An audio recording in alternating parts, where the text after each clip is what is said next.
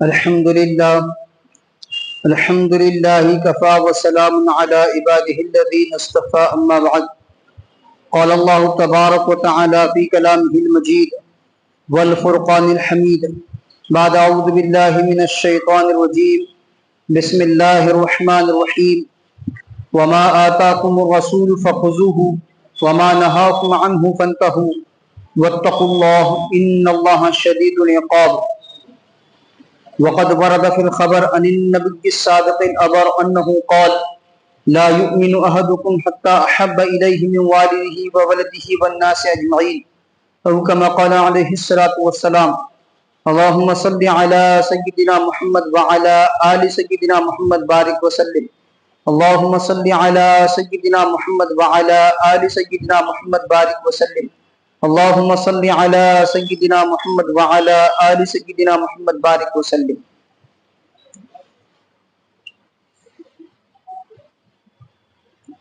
زمزم و کوثر و تسنیم نہیں لکھ سکتا، اے نبی آپ کی تعظیم نہیں لکھ سکتا، میں اگر 7 سمندر بھی نچوڑوں راحت آپ کے نام کی ایک میم نہیں لکھ سکتا.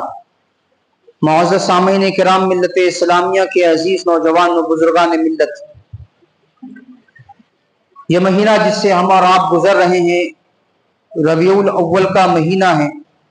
ربیع کے معنی بہار کے ہیں، اور یہ مہینہ اسلام سے پہلے بھی اسی نام سے جانا جاتا تھا، لیکن یہ حسن اتفاق ہے کہ اسی مہینے میں ہمارے پیارے نبی حضرت محمد صلی اللہ تعالی علیہ وسلم کی ولادت بسعادت ہوئی، جس نے انسانیت کو حقیقی معنوں میں بہار عطا کی، اندھیروں کو روشنی میں بدلا، کائنات کو ایسی خوشبو بخشی جو قیامت تک باقی رہے گی.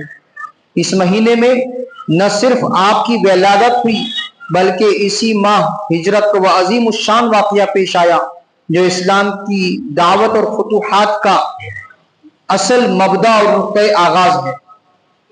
پھر اسی ماہ یعنی ماہ ربیع الاول میں نبی اکرم صلی اللہ تعالی علیہ وسلم کا وصال ہوا. اس طرح یہ مہینہ ہمارے لیے خوشی اور غم دونوں یادیں سمیٹے ہوئے ہیں. اسی وجہ سے پوری دنیا کے مسلمان اس مہینے کو بڑی اہمیت دیتے ہیں.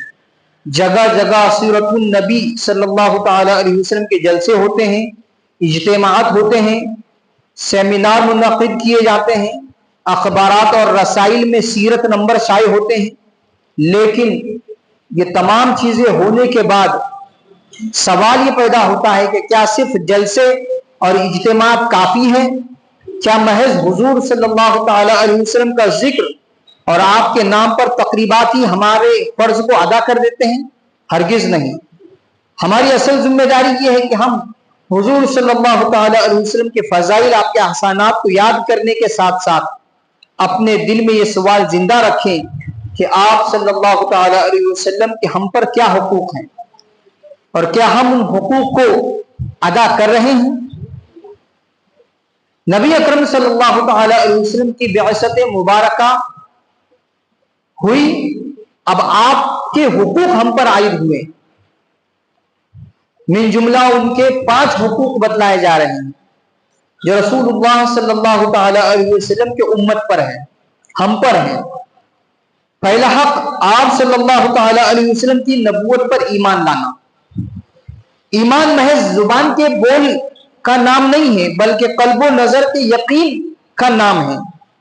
آپ صلی اللہ تعالی علیہ وسلم پر ایمان لانے میں یہ بات شامل ہے کہ آپ کے بتائے ہوئے احکامات پر پورا یقین ہو، ہماری یہ سوچ ہو کہ ہماری آنکھیں غلط دیکھ سکتی ہیں، ہمارے کان غلط سن سکتے ہیں، ہماری زبان غلط چکھ سکتی ہے، ہمارے ہاتھ چھونے اور محسوس کرنے میں غلطی کر سکتے ہیں، لیکن جو بات صحیح اور مثبت طریقے پر آپ صلی اللہ تعالی علیہ وسلم سے ثابت ہے وہ غلط نہیں ہو سکتی.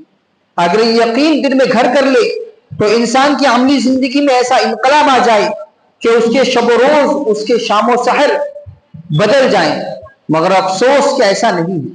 ایک مثال کہ رسول اللہ صلی اللہ تعالی علیہ وسلم نے صدقے میں برکت فرمائی ہے کہ صدقے میں برکت ہے، صدقہ برکت کا باعث ہے اور سود بے برکتی کا سبب ہے.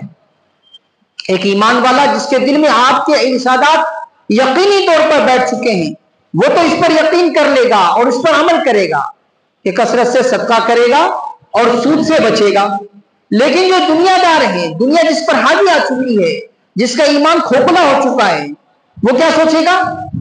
ارے یہ بات تو سمجھ میں نہیں آتی، صدقے سے تو مال گھٹے گا، کہ میں مال دے رہا ہوں تو میرا مال کم ہونا چاہیے، گھٹ رہا ہے، اور سود جس سے مجھے پیسے مل رہے، بڑھ کے مل رہے ہیں، تو اس سے میرا مال بڑھ رہا ہے، ظاہر میں تو یہی دکھ رہا ہے۔ لیکن جب آپ صلی اللہ تعالی علیہ وسلم کی ارشاد مبارک ہے کہ صدقہ برکت کا ذریعہ ہے، تو برکت آ کے رہے گی۔ سود بے برکتی کا سبب ہے، تو بے برکتی آ کے رہے گی۔ تو آپ صلی اللہ تعالی علیہ وسلم پر ایمان پورے یقین کے ساتھ، پورے اعتماد کے ساتھ، پورے بھروسے کے ساتھ آپ نے جو فرما دیا وہ برحق ہے، اور وہی برحق ہے، اس کے علاوہ کوئی اور بات برحق ہو ہی نہیں سکتی، یہ یقین ہونا چاہیے۔ نبی اکرم صلی اللہ تعالی علیہ وسلم پر ایمان لانے کا ایک پہلو یہ بھی ہے کہ آپ صلی اللہ تعالی علیہ وسلم صرف نبی نہیں ہے بلکہ خاتم النبیین ہیں۔ آپ پر نبوت کا سلسلہ ختم ہو چکا ہے، آپ کے بعد کسی طرح کوئی نبوت باقی نہیں رہے۔ آپ کے بعد جو شخص نبوت کا دعویٰ کرے گا وہ بالیقین مرتد ہے، اور اس کو قبول کرنے والے بھی دائرے اسلام سے خارج ہیں۔ یہ ختم نبوت کا عین تقاضا ہے۔ اس وقت ان گنت فتنے ختم نبوت پر وار کرنے کے لیے پیدا ہوئے ہیں۔ مرزائیوں کا فتنہ، شکیلیت کا فتنہ، یونس جونپوری کا فتنہ، انجینئر محمد علی کا فتنہ، ان گنت فتنے ہمارے اپنے معاشرے میں پنپ رہے ہیں۔ اب ایک ایمان والا، ایک مسلمان جو نبی اکرم صلی اللہ تعالی علیہ وسلم کو اپنا نبی مانتا ہے، اس کا یقین ہے کہ آپ ہی نبی برحق ہیں اور آپ خاتم النبیین ہیں، آپ پر نبوت کا سلسلہ ختم ہو چکا ہے، وہ ایسے کسی بھی ہتھ کنڈے کو پنپنے نہیں دے گا۔ اس کے رہتے ہوئے ایسا کوئی وار ختم نبوت پر کیا جائے اور وہ برداشت کر لے، ایسا ہو نہیں سکتا۔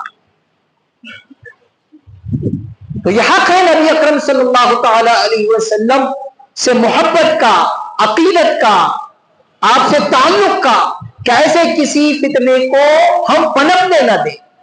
ہم جو کر سکتے ہیں وہ کر گزریں، عملی اور قانونی اعتبار سے جو ہم کر سکتے ہیں وہ کر گزریں، اور یہ یقین خود بھی اپنے اندر پیدا کریں اور عام معاشرے میں اس کو پھیلائیں کہ اللہ کے نبی صلی اللہ تعالی علیہ وسلم آخری نبی ہے، نبی آخر الزماں ہے، آپ کے بعد قیامت تک کوئی نبی نہیں آئے گا۔ آپ سے تعلق کا حق جو اللہ نے دیا ہے، جو حقوق آپ کے ہم پر عائد ہیں، اس کا دوسرا حق یہ ہے کہ امت کو نبی اکرم صلی اللہ تعالی علیہ وسلم سے محبت ہو۔ نبی سے محبت کا تعلق محض قانونی اطاعت اور آئینی احترام کا نہیں ہے، بلکہ ایسی اطاعت مطلوب ہے جس کے پیچھے بے پناہ محبت کار فرما ہو، ایسی محبت کہ انسان لٹ کر محسوس کرے کہ اس نے کیا پایا، ایسی محبت کہ انسان کھو کر سمجھے کہ اس نے کیا حاصل کیا، ایسی محبت کہ جس میں کانٹوں کا بستر، پھولوں کا سیج کا لطف دینے لگے، جس راہ میں شعلہ و آتش انسان کو شبنم کی نمی محسوس کرائے، ایسی محبت چاہیے۔ اور ایسی محبت صحابہ اکرام کو اللہ کے نبی صلی اللہ تعالی علیہ وسلم سے بے شمار واقعات آپ کو صحابہ اکرام کے ایسی محبت کے ملیں گے۔ حب نبوی ایمان کی حفاظت کا بڑا اثاثہ ہے، اور یہ اللہ کا شکر ہے کہ الحمدللہ مسلمان کے دل میں نبی اکرم صلی اللہ تعالی علیہ وسلم کی محبت بے انتہا ہے، وہ چاہے جس سطح کا مسلمان ہو، نیکوکار ہے تب بھی، بدکار ہے تب بھی، بہت زیادہ اچھی طبیعت والا ہے تب بھی، اور معاشرے کی گندگیوں میں لت پت ہونے کے باوجود اگر وہ بہت زیادہ گنہگار ہے تب بھی،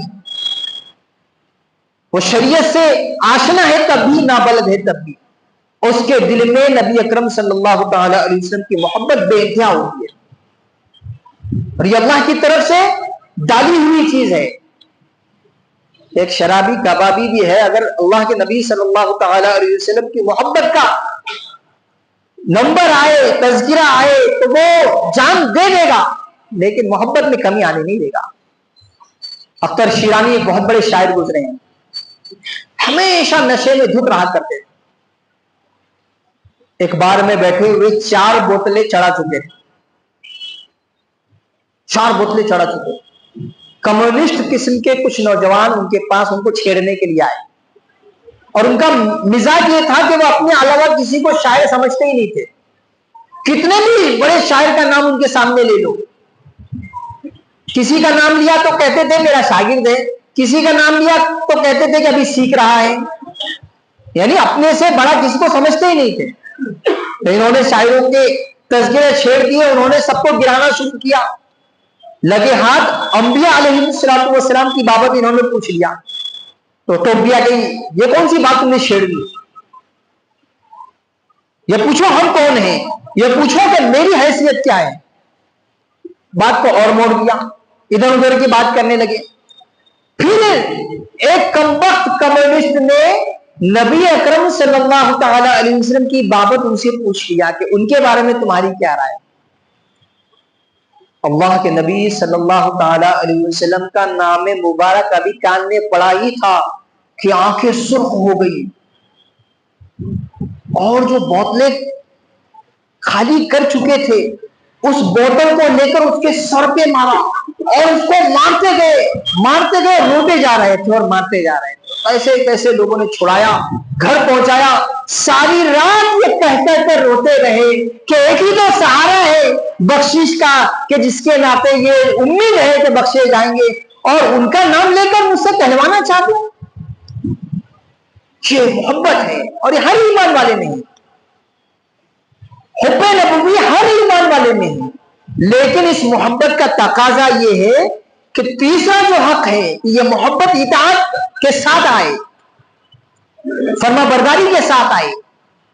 اللہ کے نبی صلی اللہ علیہ وسلم کی محبت کا یہ حق ہے کہ اطاعت ہماری زندگی کا حصہ بن جائے۔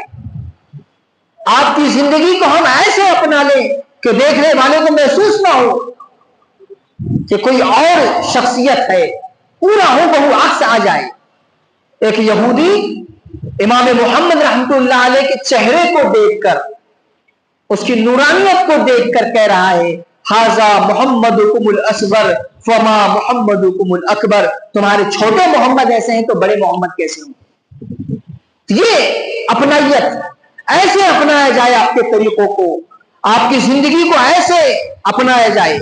اور چوتھا حق آپ کے احترام اور عظمت کا ہے، محبت ہو، اطاعت ہو اور احترام۔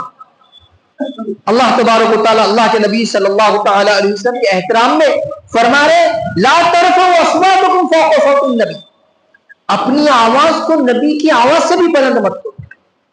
اتنا احترام صحابہ کرام نے اس کو ملحوظ رکھا۔ مصنوعی طور پر جن کی آواز میں موٹا پن تھا انہوں نے آنا بند کر دیا، بلایا گیا کہ نہیں تم چاہ کر بھی اپنی آواز کو بلند نہیں کر سکتے ہو۔ اتنا احترام۔ تو اب ہمارے لیے کیا ہے کہ آپ کی عظمت، آپ کا احترام اتنا زیادہ ہو کہ اب دنیا کی کوئی چیز اس کی جگہ نہ لینے پائے۔ ہماری عملی زندگی میں یہ دکھنا چاہیے کہ آپ کا احترام، آپ کی عظمت سب سے زیادہ ہے۔ اب دنیا ہیچ، دنیا کی چیزیں ہیچ، دنیا کے فیشن ہیچ، دنیا کی بتلائے ہوئے طریقے ہیچ، سارے طریقے باطل پر مبنی ہے۔ واحد آپ صلی اللہ تعالی علیہ وسلم کا طریقہ وہ ہے جو حق پر مبنی ہے، جو اللہ کی محبت کو پیدا کرنے والا ہے۔